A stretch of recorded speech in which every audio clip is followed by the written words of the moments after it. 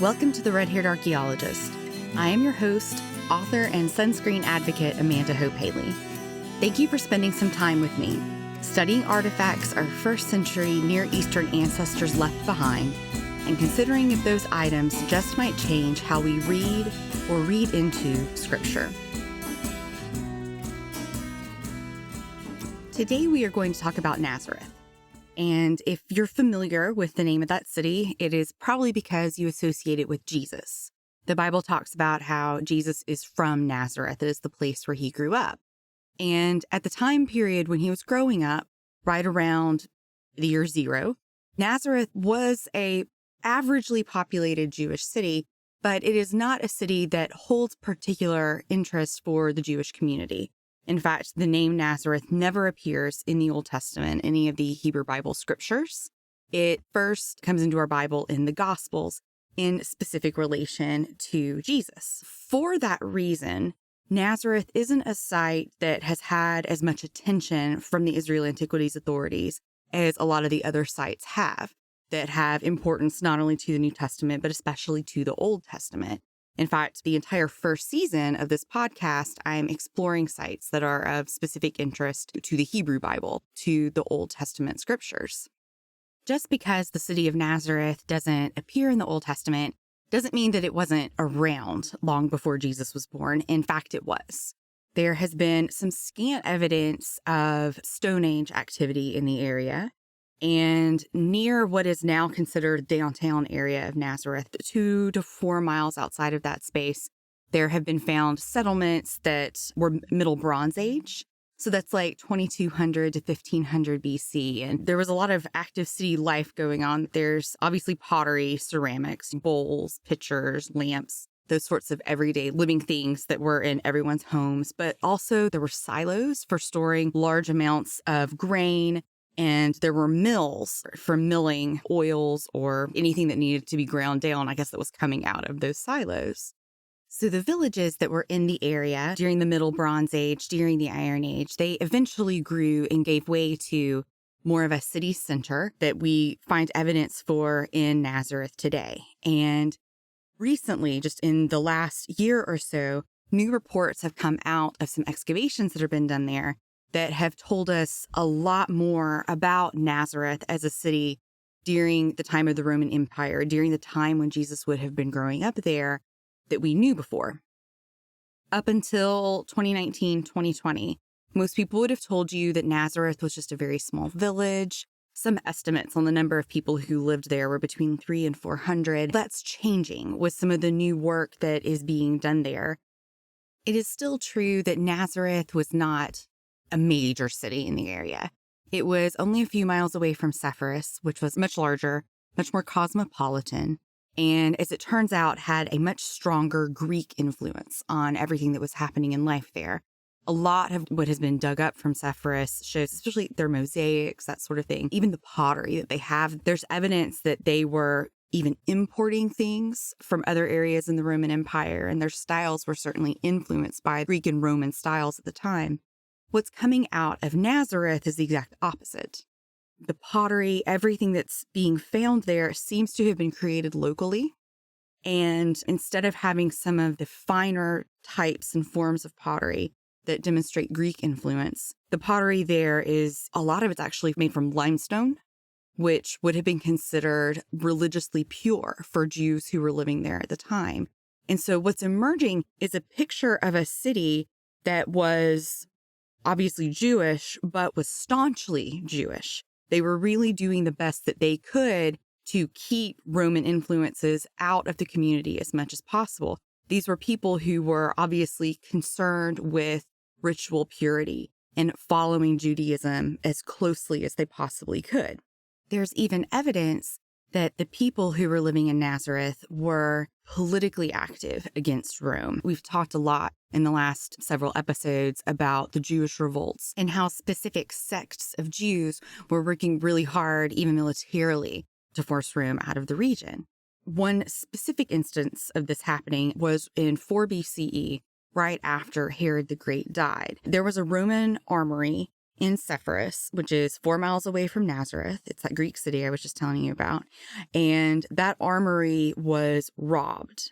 And some scholars will say they expect that people from Nazareth were involved in that. The Romans came in and they retaliated against the Jews living in the area by, first off, completely exiling all Jews who lived in Sepphoris, sending them out to other areas, desecrating the city. But then they also took 2,000 Jews and crucified them and used this as a disincentive to more revolts that would have been that way. In 70 CE, so 74 years after that happened, there's evidence that Nazareth itself did rise up against the Romans again. And this time the Romans came into Nazareth and destroyed everything. And the people who were staying there at the time ended up going into caves and trying to hide there. This would have been a logical choice for the people living in Nazareth at the time, as we'll get into here in just a minute. But a lot of people lived in caves. Homes were in caves. And it is believed even that Mary and her family, maybe even Jesus, grew up in caves. Until recently, most of the archaeological work in Nazareth had been done by churches, mainly because of the connection between Jesus and Nazareth. But in the last few years, that's changed a bit, and a site has popped up there that is called Nazareth Village. And if you live in the U.S. and you've ever been to Virginia, maybe you visited a place called Colonial Williamsburg.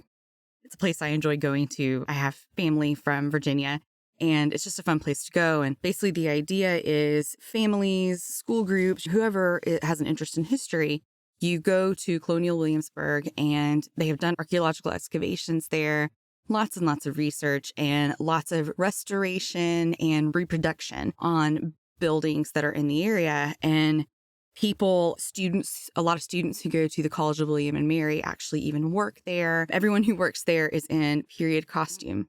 And the goal is for us to be able to go and experience what life was like in colonial Williamsburg, in colonial America. So it was especially fun to me as a kid because of all the activities, like going and talking to a blacksmith and watching him work, actually working, and it's always so hot in there, or going and seeing how candles are made, or spending time in a kitchen garden and learning from an actress how kitchen gardens were maintained at the time, that sort of thing. It's a very immersive experience.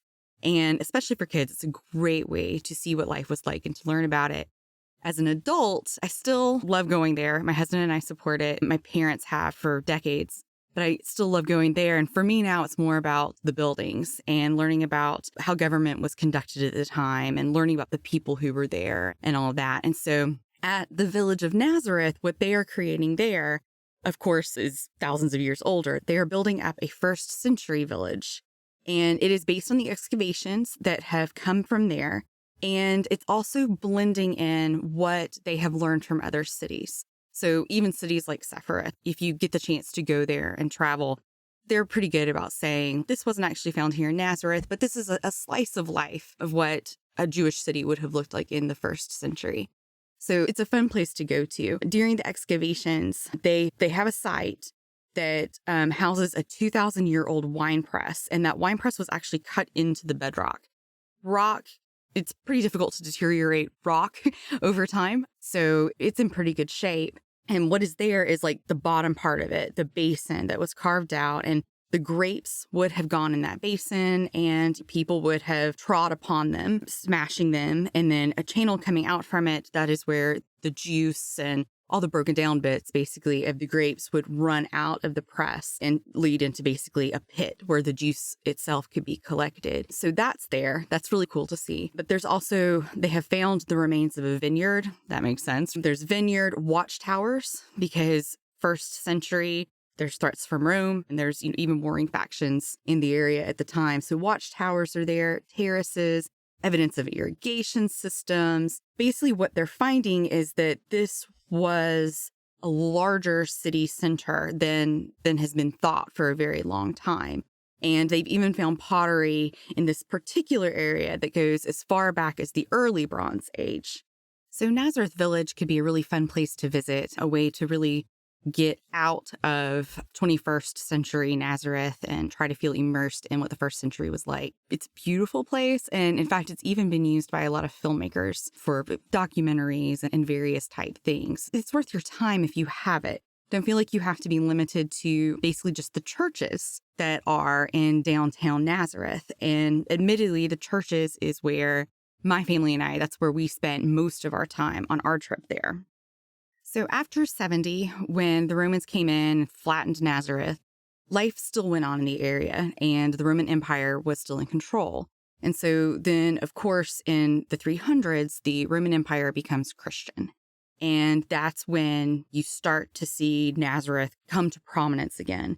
In 380, a Christian pilgrim was going through the area, and someone in Nazareth identified this one specific place as Jesus's home. I can't tell you if this was Jesus's home. Really, no one can, but that is a very strong Christian tradition. And what ends up happening is they're called the Byzantine Christians at this time. Basically, any time that they are told, ooh, an important Christian thing happened here, their habit was to immediately throw a church up there. And what we end up with are lots of pilgrimage sites that may or may not have anything to do with the events that they claim happened there. So that goes for everything from the Church of the Holy Sepulchre in Jerusalem that claims that is where Jesus laid for 3 days prior to resurrection, the Church of the Nativity in Bethlehem, same way. It had this Byzantine tradition. That is where he was born.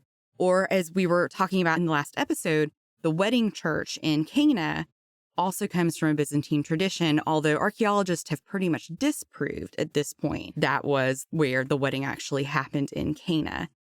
All of these sites are based on word of mouth information that had been moving among the Christians in the community for a couple of hundred years before 4th century Christians, such as St. Helena, she's probably the most famous of them, mother to Constantine. She traveled into the region once the Roman Empire became Christian, identified these, and that's when buildings started getting put on top of it. So the particular area that has been identified as Jesus's childhood home, today it has the Sisters of Nazareth convent on top of it. And those women have been working for generations trying to do excavations on their own and catalog as much information as they possibly can. But the fact of the matter on the ground is that you have now this archaeological site that has a modern building on top of it.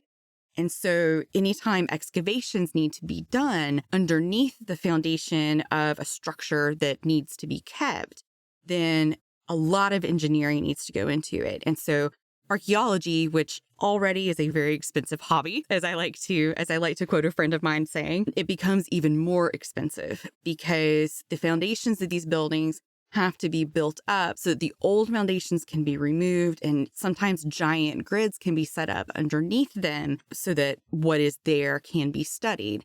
And if you take a look at the picture that I have posted to go along with today's podcast, that is a great example of what it looks like when you have a modern building on top of ancient ruins and the hoops that have to be jumped through in order to preserve and learn from both of those things.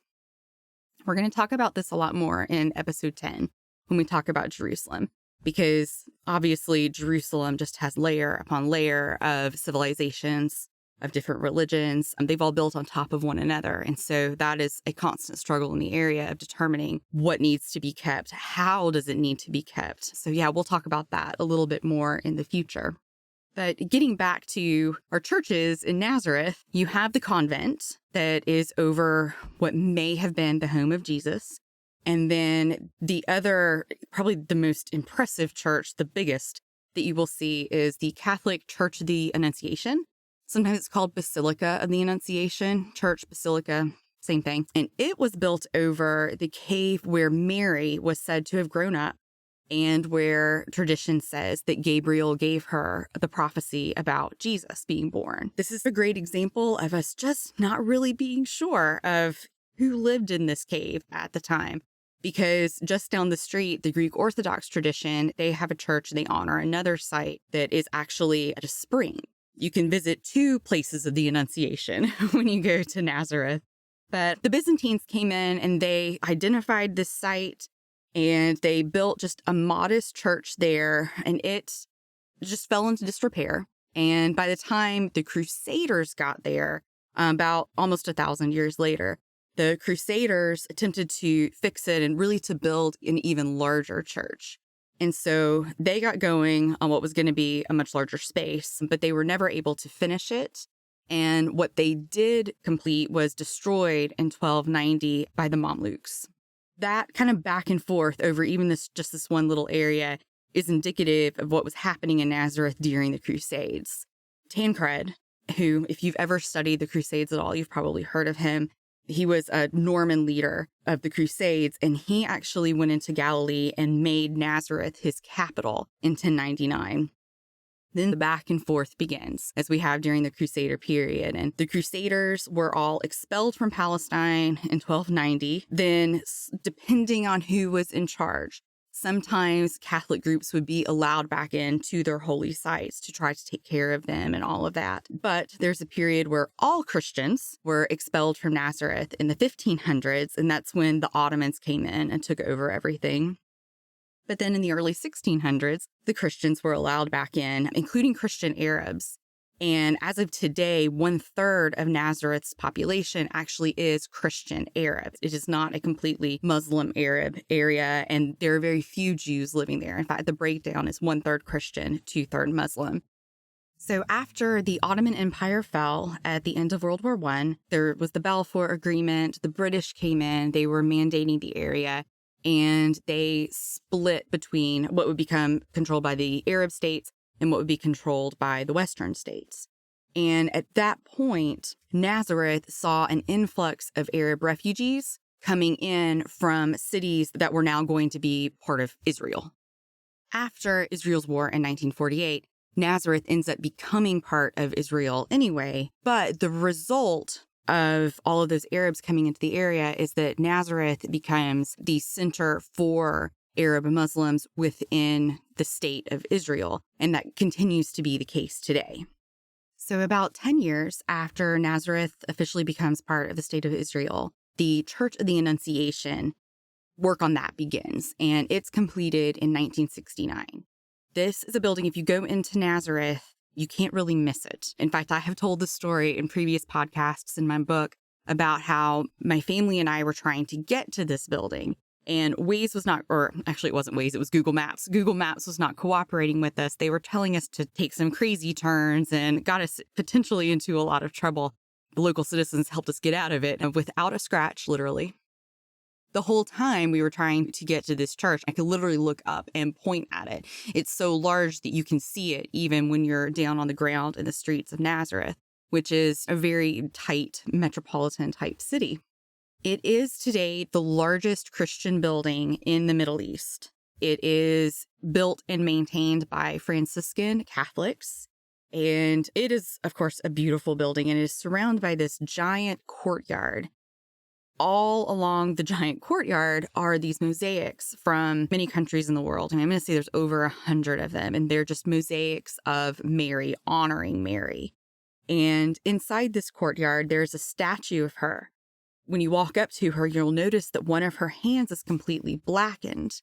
And that is because people who venerate Mary will go to her and touch her hand, touch that statue, hoping for a miracle. And from an archaeological and historical perspective, this is great evidence of why, when you're dealing with artifacts of any type, you always want to wear cotton gloves or simply not touch things at all, because all of the oils in our hands and even the acids that are in our hands will discolor and break down even stone. So you see that happening on the statue of Mary. But it is a lovely courtyard surrounding a giant cathedral. And when you go inside, there's basically 2 levels. And on the bottom, daily masses are held by the Franciscan monks. And we were lucky enough to be there for one of them and hear some of the chanting. And what they've done is you can see the cave, and they've built up around it, and they've built an elevated circular platform around it so that people who have come to hear the mass or even just see the building, you can stand up there and you can see what's going on without coming into contact with it. But then when you go upstairs, you would find what to me looks more like a normal church. There's a nave and there's pews and aisles leading up to it. And it's absolutely beautiful. And that entire level of the building was built to honor the Crusader church. And so the architects who worked on it did as much as they could to figure out what the Crusader chapel would have looked like based on what was found archaeologically. And they're basically just paying homage to the long Christian tradition that has existed in this place. When you exit the church's compound, which really that's what it is, it's a compound, you walk out into the bright daylight of the bustling modern city of Nazareth. And because of the way they meander you through, I think that all of the Christian pilgrims exiting the Church of the Annunciation go out a certain door. And the first thing I noticed when we exited this door was this huge banner that was faded. So it had obviously been there for many years. And it was written in 2 languages, Arabic and English. I'm not sure why English was chosen, but Arabic and English. And it reads, "Whoever seeks a religion other than Islam, it will be accepted of him. And in the hereafter, he will be one of the losers." Holy Quran. That's what it says. And it was hanging over just some open porches where the men of the city were just sitting, talking with one another. And it seemed to be saying some not very nice things about the people who were coming out of the church. And this was really the first place that I felt uncomfortable being a woman in Israel. And it was honestly a little bit scary.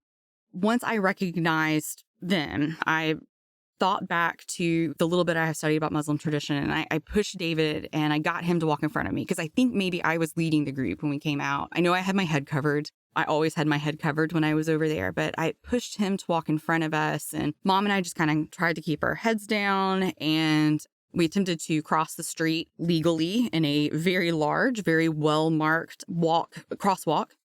And as we started crossing David and Dad were in front and Mom and I were in the back, 2 vehicles who were obviously coming up to a red light, they've just revved their engines and they came straight for us. And one was literally coming directly at us and he veered at the last second and went through the red light. And then the other guy slammed on his brakes and he was within inches of taking us out at our knees.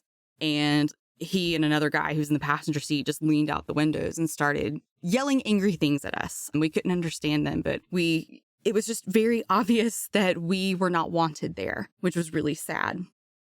And I know that I really wanted to understand why they were so angry with us. And so I say all of this as the intro to the next episode. In the next episode, I'm going to take you into Hebron.